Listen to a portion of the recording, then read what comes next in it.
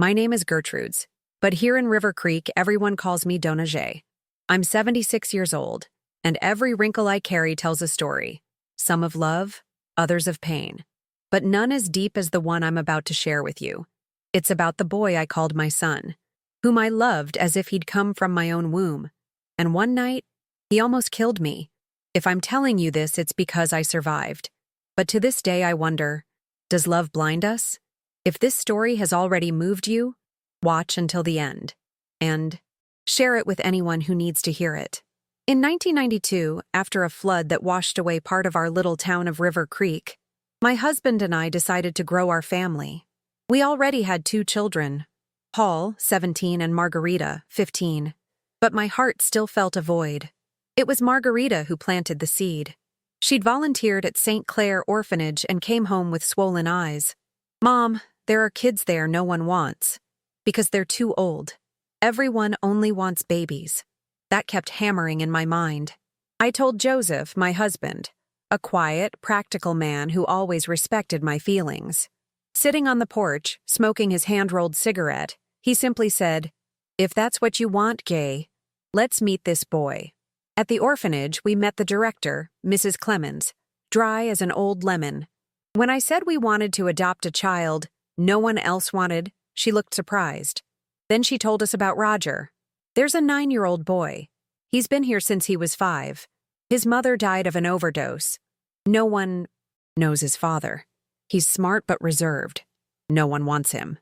In the yard, we saw him for the first time, sitting in a corner with an old book in his lap. Thin, dark hair cropped close, and enormous, sad, wary eyes.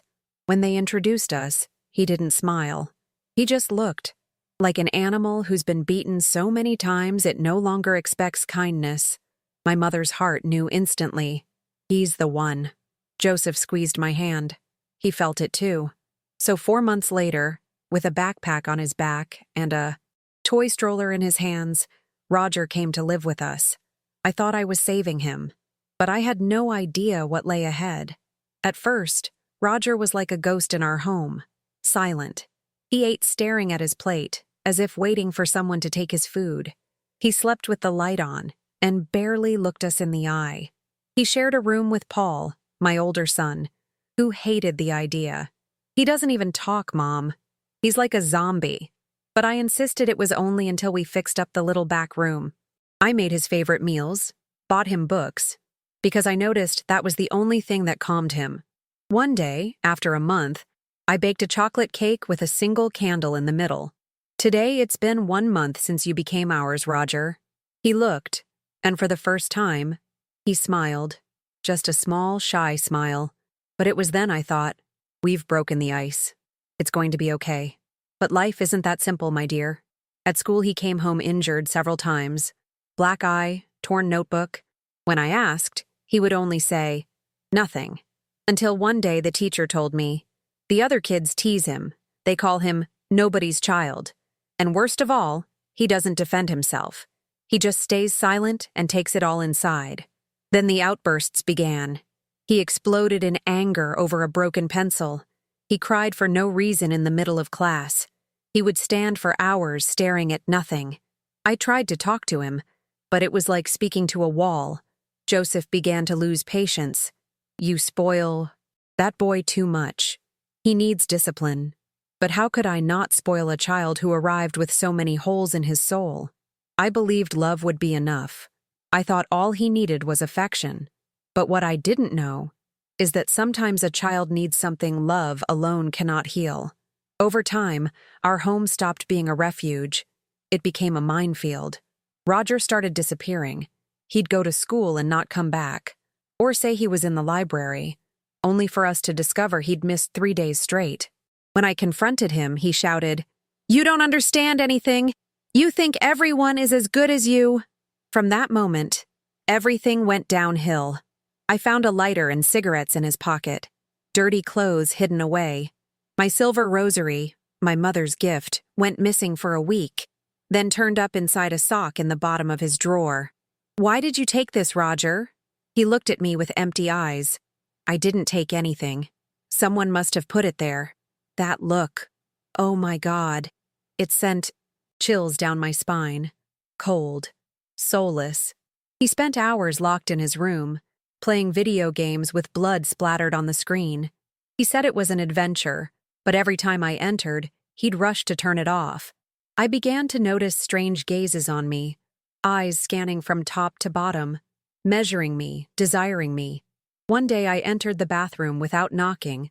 The door was ajar, and saw him holding an old photo of me. He was touching himself.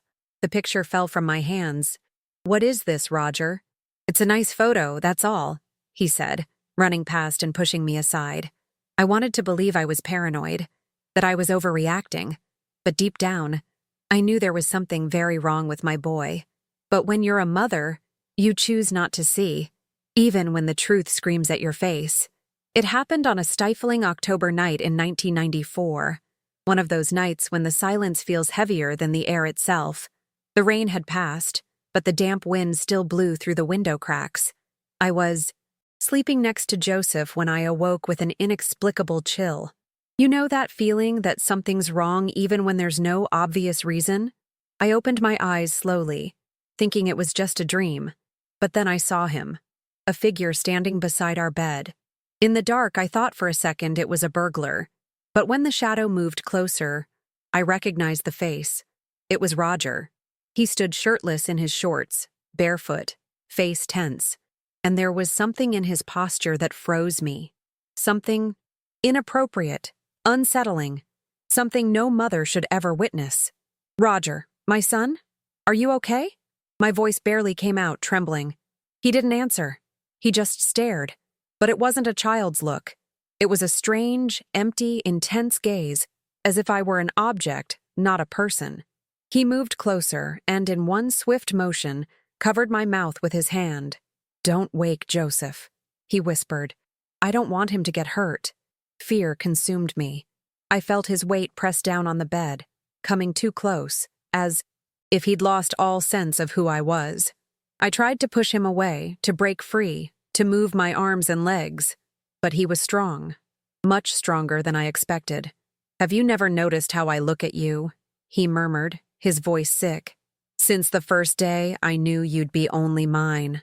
Tears streamed down my face. My mind screamed, but my body was paralyzed. And in that moment, God heard my despair. Joseph woke up. "What the hell is going on?" he shouted, leaping from the bed. In an instant, he was, on Roger with a force I'd never seen. They fell to the floor, wrestling, crashing into furniture, toppling the lamp. I ran. I stumbled out of the bedroom, still in shock, trembling from head to toe. "Help! Somebody help!" I screamed as I fumbled to unlock the front door. I stood in my nightgown, barefoot, under the cold night breeze, but I didn't feel my body. Soon, Mr. Arnold came running from the house across the street. Then Mrs. Louise with wide eyes. Neighbors gathered, alarmed by my screams. And there I was, standing in the wet street, able to say only, "My son! My son almost did something crazy." After that night, our home, and we, were never the same.